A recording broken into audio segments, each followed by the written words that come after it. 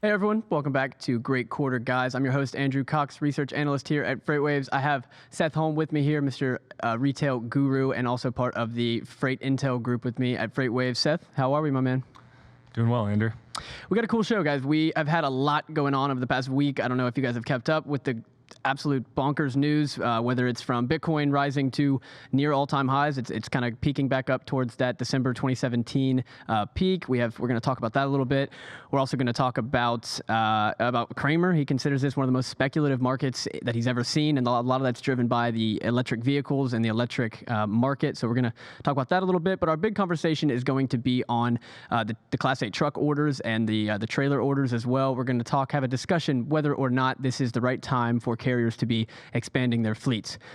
So that's going to be the big conversation. We're going to start with our opening segment, which is You Care or Nah. Again, this is our ode to Dan Le Batard's show, Highly Questionable. They do See or No. I'm going to give you an event, a topic, or something going on in the market, and you tell me whether you care or not and why. All right, so the first one, we're going to start with a couple macro data points that have come out over the last couple days. The first one is the National Association of Home Builders Monthly Confidence Index rose 5 points to a reading of 90 in November, which is a record high. Seth, you care or not? I do care, although the housing market's getting hot enough to actually start to worry me a little bit. The existing home sales, there's just not enough supply on the market, and now you're seeing prices rise by about 16% year over year. So even though that you have these, record low interest rates, housing affordability is starting to get stretched, which, can be a problem, especially also, we're starting to see people talk more about inflation. So it'll be interesting to see where the housing market heads in 2021. Yeah, I agree. I'm excited to see this. I definitely do care about this data set in particular.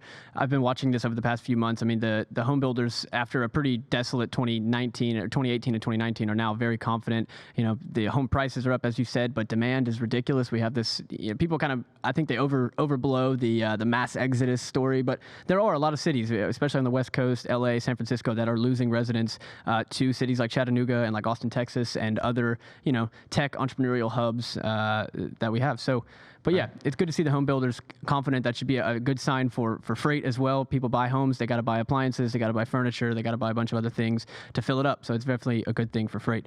All right, number two, this one's on retail sales. So we just got the October number was revised down. It came in at 1.9% preliminarily at the beginning of this month, but they revised that down all the way to just 0.3%, so 30 basis points.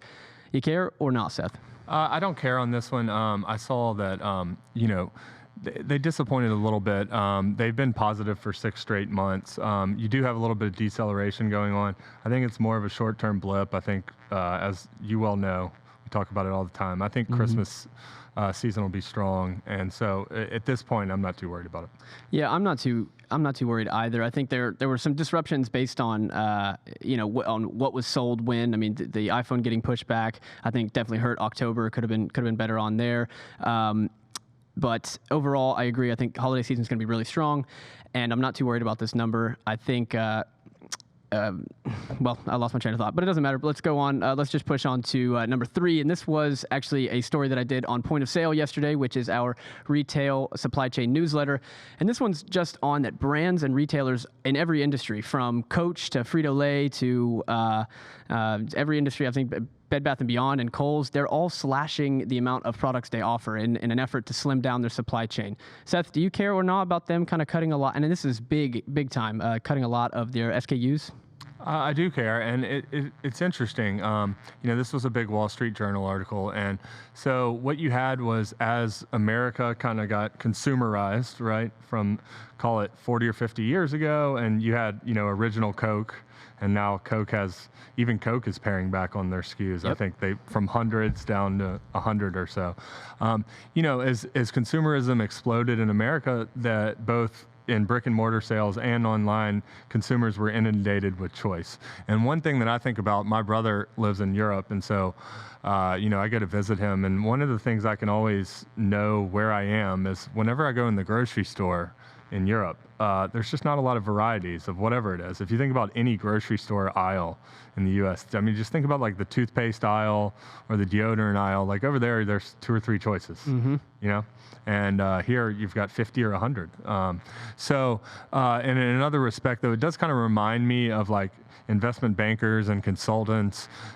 They tell you, hey, put these 2 companies together, they'll be worth more. And then a couple years later, hey, take them apart and separate them again, they'll be worth more. So I do think that there's this natural sort of evolution in terms of that worked for a little while, and now people are inundated, so now we're going back to the way things were. Yeah, I mean, the internet, the advent of the internet and the rise of e-commerce freed not only consumers but retailers as well from the physical constraints of a store, the electricity cost, the labor cost, the actual amount of stuff you could hold in a store. So it allowed them to offer so much that it, yeah, as you said, to become inundated. There was a quote from the Bed Bath & Beyond CEO. He said, "The more products, the more confused the consumer is." He also said that, so one of those things that Bed Bath & Beyond has been paring back is their amount of can openers. I didn't realize this was such a big thing, and it's kind of laughable, but Bed Bath & Beyond has shed 2/3 of its can openers. Something like 40 or 50 different can openers have been taken off the shelves, and they've seen can opener sales increase roughly 30%. So it's like with less options, people are just more willing to pick one and go. And that reminds me, when you said something about Europe, I thought about to me living there and how much I loved shopping at Aldi and how much success Aldi has had in the U.S. I think almost solely because of that idea, is that they just have less options, cheaper stuff, and you get what you need. You don't need 10 options. That was the quote from the Coach CEO, said that we don't need 3 types of red in every bag. Right. So it's going to help retailer. Arguably, some of their survey work has suggested it's going to help sales, because when you narrow the choices, people will just buy more volume. It'll also help their margins, because it'll stop those end of season discounts of all that stuff you couldn't sell. Yep. But the other thing that pops into my head, I know I do this a lot, I'm sure everyone else does, but now you have Amazon's choice or recommendation or whatever, you know what I'm talking about. When you enter in it on Amazon, I tend to just rely on that, to be honest. If it's like under $100 or whatever, and it's not that big of a purchase, I just tend to go with the 5-star thing that they recommend with a lot of reviews, and I think that's sort of an outgrowth of this phenomenon. Yeah, it certainly could be.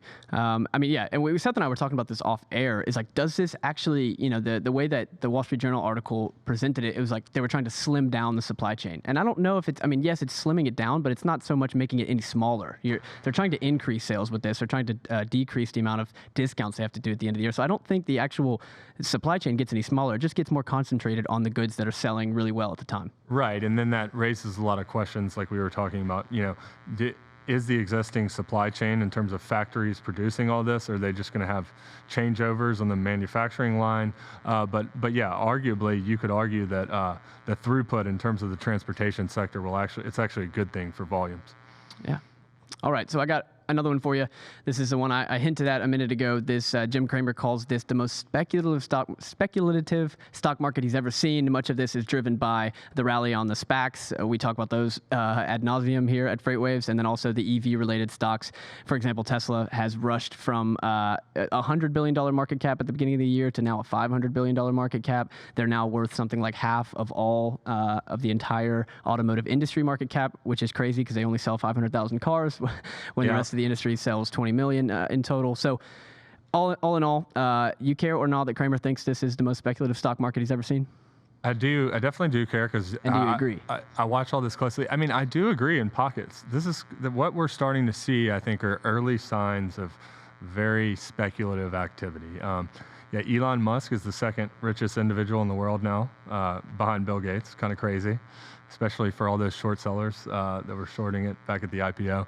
And so, yes, a lot of the rally has been in SPACs. We've talked about, I mean, I've had, only 1 or 2, but I've had a couple stocks that have nearly doubled in a week or a month. Like, that shouldn't happen. And that's happening all over the place in SPAC and anything related to electric vehicles. And it's spread far beyond Tesla. Now there's the Wall Street Journal also did an article. There's too many electric vehicle related SPACs to keep up with, but we talked about Blink charging, right? Blink charging has gone up 30 times or thereabouts in a couple months. Yeah, it was a $2 stock in June. Now it's roughly a $30 stock. Yeah, it was up 50% on Monday in one day. Yeah. So this is happening all over the place. So I don't think overall this is as crazy as the tech bubble was, but there are certainly pockets where that's true. And I sort of understand why the market is reacting very favorably. You should have a split Congress along with Joe Biden, who's not, he's pretty business friendly, and I don't think we're going to see the tax increases. He's not going to be able to get that through, and then you'll probably get a reduced form of stimulus. And stock markets sort of love that type of situation. And you're arguably you're in the early stages coming off of an economic bottom. And so I get the fact that a lot of stocks are expensive, a lot of stuff's going up. That's normal. But what's not normal is all these SPACs doubling inside of a week.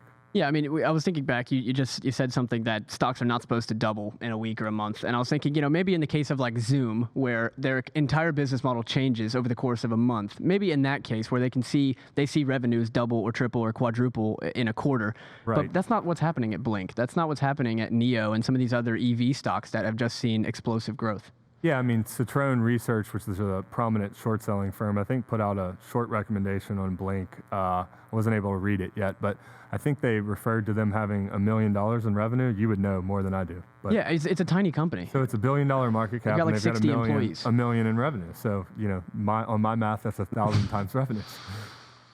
Ridiculous, people. It's unbelievable. But yeah, we're going to see how this translates into 2021. I mean, the Biden administration is certainly going to be more pro green energy, pro electric EVs. You're probably going to see the tax credits extended and put back in place wherever they were taken out in California. But so there's going to be upsided demand for EVs, but 1,000x. And what's even stranger? Do you know what the number one performing sector since Joe Biden got elected is? Energy. Traditional energy. Yeah.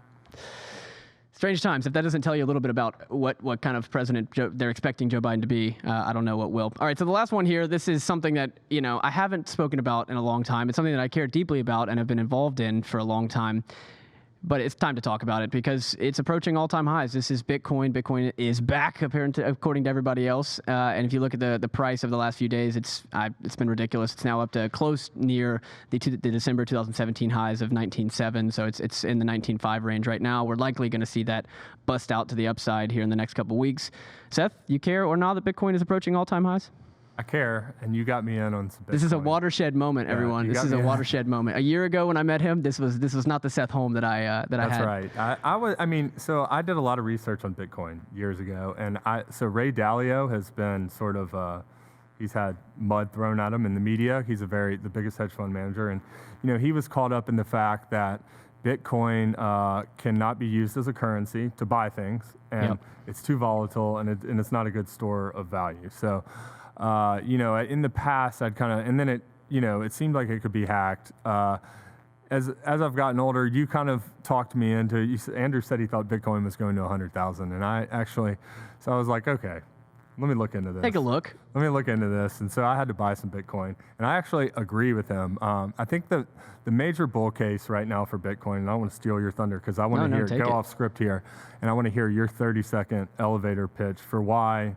Not investment advice, but why anyone should be interested in buying Bitcoin. But I think what's driving Bitcoin right now is not only the fact that there's a pretty speculative fever to capital markets in general, which certainly helps that backdrop. But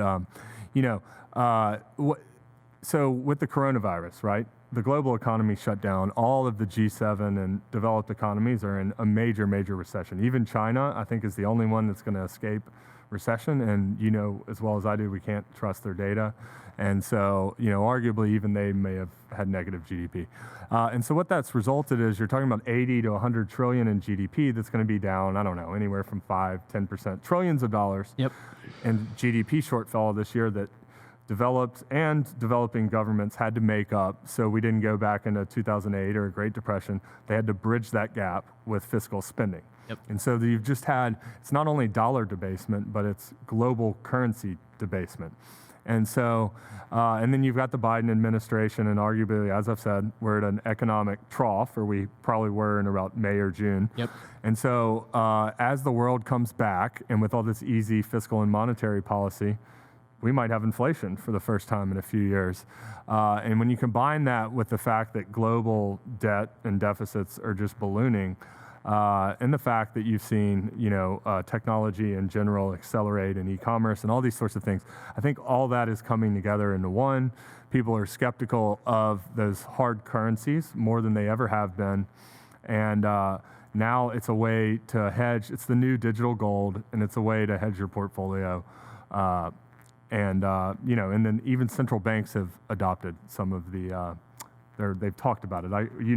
So I'm going to give it over to you, but there's a name for whatever the central bank coins are called. Yeah, so my pitch is that I do believe Bitcoin. So that the best analogy I can make is that where the internet was the creation and aggregation and the ability to aggregate and disseminate information, cryptocurrencies are the ability to aggregate and disseminate value, to be able to transfer value between one person to the next without having a centralized body over it. So no government authority over this. And we can get into some of those discussions if we have time about the new age Bitcoin, about Square and PayPal and Robinhood making Bitcoin just easier to buy. But in all, I agree with the inflation hedge. I think my long-term thesis for Bitcoin is that think about these kids. You talk to older people and they always say that, oh, I like paper money, I like my real money. Think about all the kids. Think about my nieces and nephews. I've got 8 of them that just play video games all the time. They're used to in-app currencies.'re used to coins. They're used to things that are not the US dollar, and they are used to appointing value to those coins. So we're not talking about the next 5 years. We're talking about 50 years down the road, in that digital currencies are going to be completely commonplace. Every country will likely have their own. Look at the digital yuan that China's trying to reach out, the digital ruble that Russia's trying to put out. Everybody knows that cryptocurrencies are coming. It's just going to be who is able to create the best form of it and who can try to get as much control on it as they can. And I don't think the people that get into cryptos are going to like that very much. So they're going to see Bitcoin as the outlet, that I don't need to own digital US dollar or digital yuan or digital rubles or whatever currency you have. It's just an extension of fiat in that case. So get one that's completely decentralized. Get one that's only getting better. The devs are only getting better. There's more people working on Bitcoin applications now than there ever has been. And you're right. It's not yet a place to buy and sell goods. It's not quite there yet. And I don't know if it ever will be on a micro level, but on a macro level, buying big items, sending big items, sending big amounts of money, it's better than any other thing you can do. You can send hundreds of millions of dollars in Bitcoins for pennies on the dollar without anybody knowing where it went or how it happened instantly. Yeah. Which is scary, but it's also it's most scary for the governments, not for the people that are using it. You shouldn't be scared to use it. The government should be scared that, oh, this is how they take us out of power. We no longer have control of the money supply. That is the long-term thinking. And I'm not saying everybody should rush out and buy as much Bitcoin as they can. I'm not saying that at all. But I'm saying 0.5% of your portfolio, 1% of your portfolio. If you're willing to go buy Blink Charging or Nikola back in the day when we knew nothing about them, then you shouldn't see Bitcoin as such a scary thing. Right, and I bought 1%, and then I saw it started take off so fast, and I was like, all right, let's make it 2%. But one thing that really resonated with me was Cathie Wood, who is CEO and chairman of ARK Invest, and she's best known probably for killing it on Tesla, but she's been right on a lot of things, and a lot of the institutional investing community has kind of thought, oh, she just endorses all these crazy tech stocks and doesn't care about valuation. But, she really made a point that rang true with me. And she said, she is prone to hyperbole, but she said that she thinks Bitcoin can go to 500,000. And she did this in a Barron's interview that you and I saw. And it made a lot of sense to me because I've been in that seat. And she said, basically, the thesis is really simple. If this gets, I think we're in the top of the first inning in terms of institutional adoption of Bitcoin. And given the fact that there's only 21 million coins, there's a very fixed supply. If institutional investors turn this into a new asset class, like they did with hedge funds, like they did with private equity, like they did with real estate, emerging market equities, you name it, if they take their allocations from 0 to either 1%, 2%, very small, 5%, the price is going to go parabolic. Yeah, you're talking about hundreds of billions of dollars that can flood into this asset class if that happens. And I do think it will happen. I think it's just a matter of time. I think once they I mean, we're already seeing it, right? We've already seen hedge funds and some of the bigger funds buying up hundreds of millions of dollars in Bitcoin to try to get ahead of this. And the one thing I'd say as an inflation hedge, the one point I want to make this for Kevin, who's on vacation in California. Would we call him a Bitcoin hater, by the way? Oh yeah, I would. Well, I'd call him more a gold lover. And my point on gold, this is a good segue to FreightWaves. If you want some more information on this, Kevin is going to be speaking with a lady that is working on plans on how to mine our solar system. And one of the big things, one of my big detriments to gold is that we've got meteors in space with more gold than we could ever use in a million years. If we somehow find a way to mine that and get it back here, you can kiss the price of gold goodbye. You're never going to go out into outer space and find more Bitcoin. So that's my closing thesis, point. Yes. Yes. By the way, that's the Winklevi. One of my favorite investors, Stan Druckenmiller is his name, and he did an interview recently with, I think it was Bloomberg, but he confessed that he owned Bitcoin for the first time, and he said he's critical of central banks, so he's always been a big proponent of gold. He changes his mind a lot, but he's most famous for being George Soros's trader. Anyways, what he said, this would be my message to Kevin. He said, I own a lot more gold, but I like Bitcoin probably better because it's going to have a higher beta, and if gold works, Bitcoin's going to go up, but it's going to go up a lot more. Yes, that's true.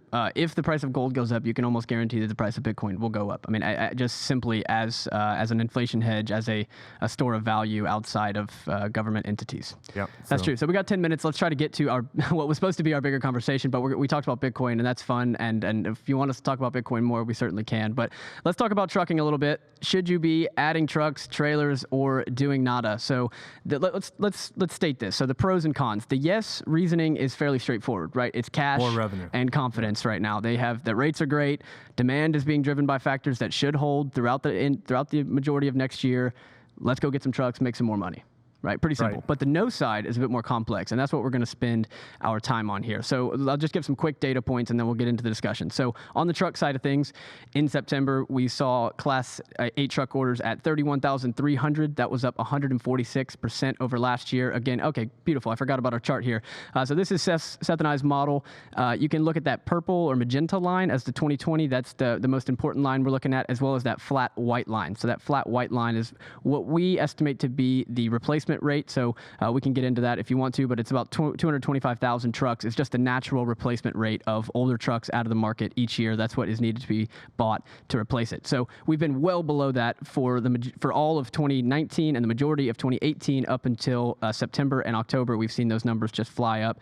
Again, in October, we saw 38,900, even bigger over the September number. That was up 75% year over year.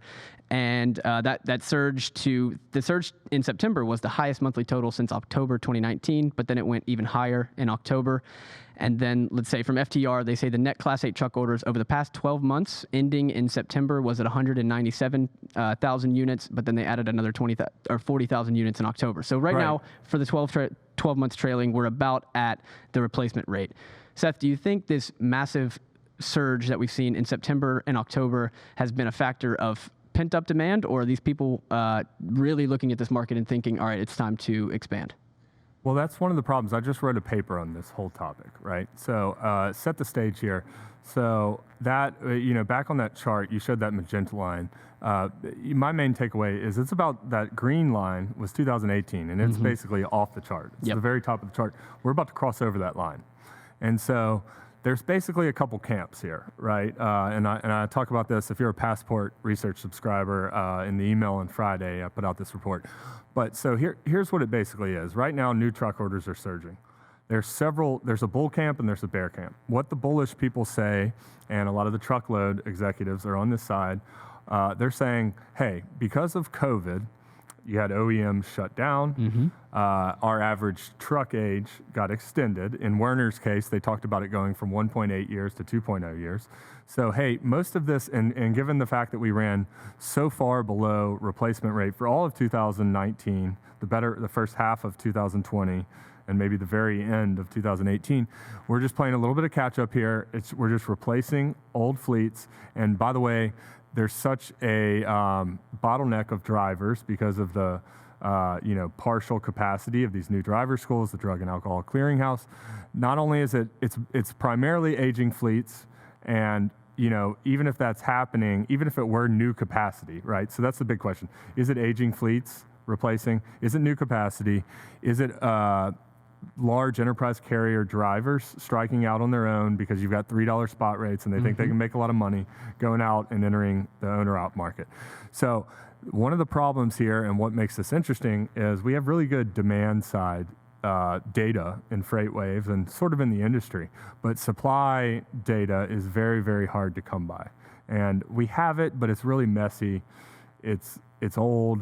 There's a lot of problems with it. Yeah, the FMCSA data is the biggest. Long answer, we don't know. And I see we have 5 minutes left. We don't know, but in my view, at least a portion of that has to be organic capacity. And I define that as like sort of new capacity entering the industry. And the reason why John Kingston wrote about trucking employment, which is the BLS figure, that's up 4% off of the April low. Yep. So trucking, and that doesn't count owner ops. Yes. So that is up 4%. New truck orders are up gangbusters. They're double replacement. ACT's number is 20,000 a month. We're running about 40,000. We're double that. And then, if you throw in investors in the mix here, all these truckload stocks are down anywhere from, call it 10 to 20% off their highs while the markets are going gangbusters and making new highs.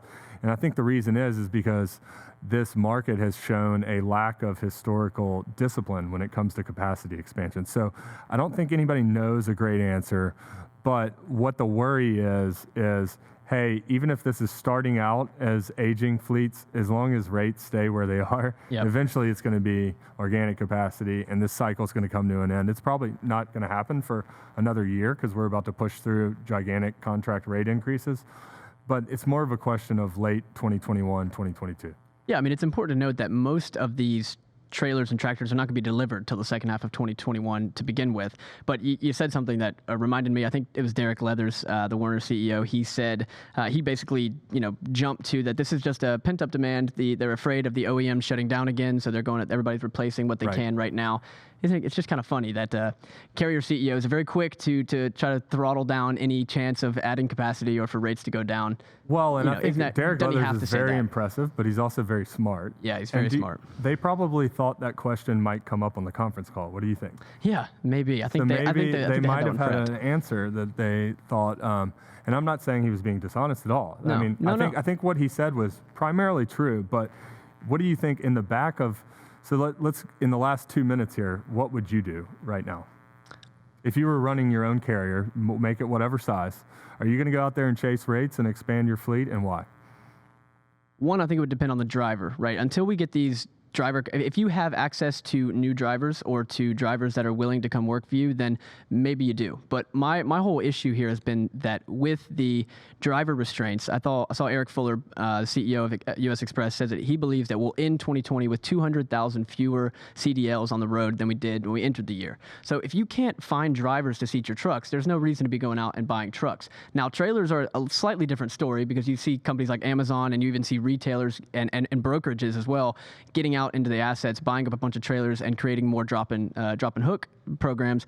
That makes a little bit more sense. And if you can't get drivers, maybe just go get trailers and try to create more turns. That's a theory that I could see. But if you're a small trucking company and you were in the market in 2018, I feel like 2018 should still be weighing on your mind. Fresh in your mind, right? It still should be fresh. So, but as you said, this industry has proven time and time again that there's not all that much discipline.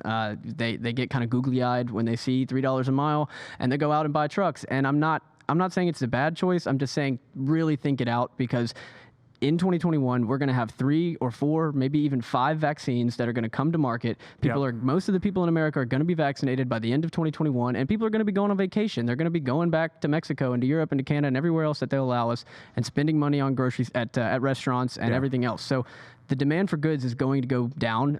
It will likely still be elevated sometime next year, but we're not going to see these growth rates. We're going to see people spending money on services again. So just be prepared for that. Yeah, and so let me give my 30-second answer here. So I think in some ways it makes sense. So Werner has talked, and others have talked about expanding their dedicated capacity. Yes. That to me makes sense because that's a guarantee that you've got an actual contract and someone's going to pay you. I think the smarter strategy, but what happens is everybody's like, ooh, just this one customer, I'll do it for them. But then you add it up at the greater level and then it ruins the party for everyone. So I think for me, the strategy, unless it was expanding dedicated, I would be trying to maximize my operating margin and building cash and waiting. Yeah, that's another thing that we noticed, that people, even in the beginning of the pandemic, nobody had any cash, like on every industry, but especially in the trucking industry. It's very capex heavy. Try to save up some cash while the time's good, and get it while the getting's good. All right, guys, that's been it. That's all we got. Everybody have a happy holidays. We are back on Thursday next week. Yeah, with Space Waves. We're going to be with Ron Epstein, Bank of America analyst. Going to be great.